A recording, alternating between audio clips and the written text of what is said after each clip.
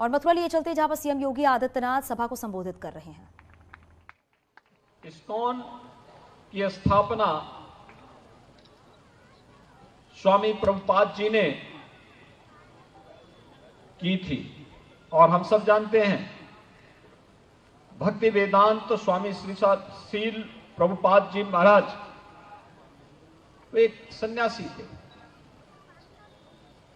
हरे Krishna movement के माध्यम से उन्होंने इस्कॉन अर्थात कृष्ण भावना भावित संघ की स्थापना की। स्वामी जी का जन्म तो बंगाल में हुआ था 1896 में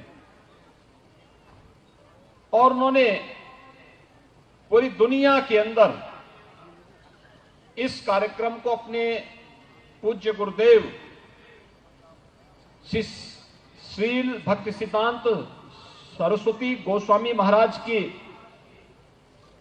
आदेश पर उन्होंने दुनिया के अंदर इस आंदोलन को फैलाने का काम किया, जिसके माध्यम से श्रीमद् भगवद गीता का प्रचार प्रसार करना और उसके माध्यम से उन्होंने दुनिया के अंदर भगवान श्री कृष्ण की लीला को उनकी भक्ति के प्रचार प्रसार के माध्यम से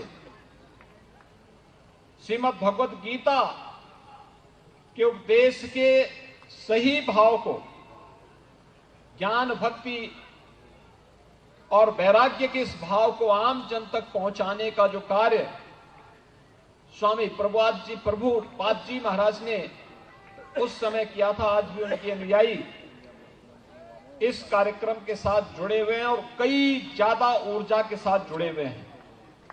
स्वामी प्रभुपाद जी ने अपने समय में दुनिया के अंदर 108 से अधिक मंदिर बनाए और आज पूरी दुनिया के अंदर सैकड़ों की संख्या में इन मंदिरों की स्थापना के साथ ही श्री कृष्ण की भक्ति और उनके ज्ञान को जन जन तक पहुंचाने का कार्य हो रहा है।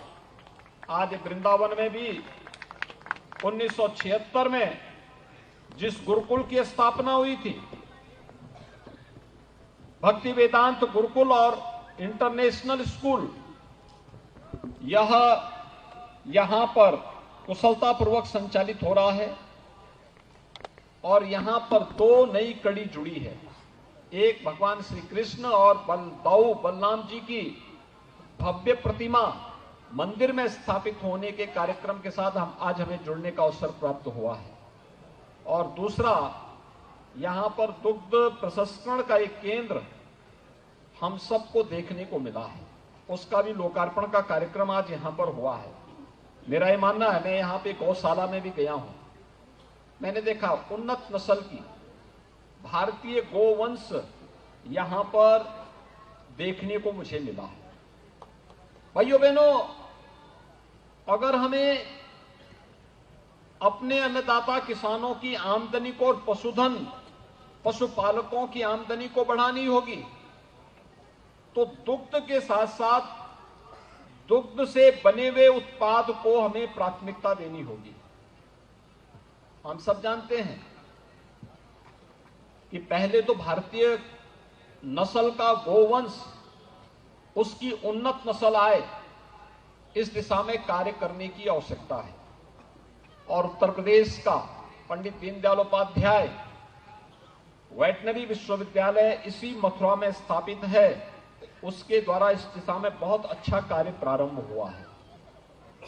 दूसरा, हमारा प्रयास होना चाहिए कि गाय आज के दिन पर बड़ी मात्रा में, आपने देखा होगा कहीं भी आप जाएंगे वे निराश्रित होकर के सड़कों पे घूमती है,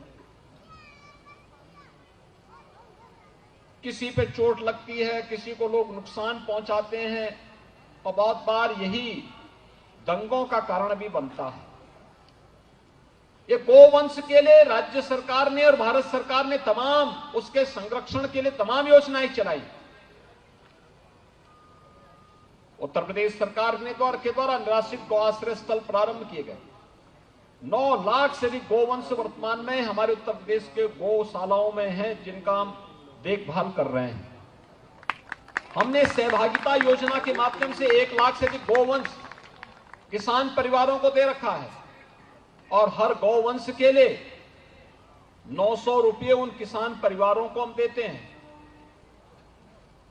कुपोषित परिवारों को भी हमने गाय, एक ब्याई हुई गाय दे रखी है कि वे इसकी देखभाल करें। 900 रुपये हर माह हम उस परिवार को उपलब्ध करवाते हैं। लेकिन इसे एक जन आंदोलन बनाना पड़ेगा।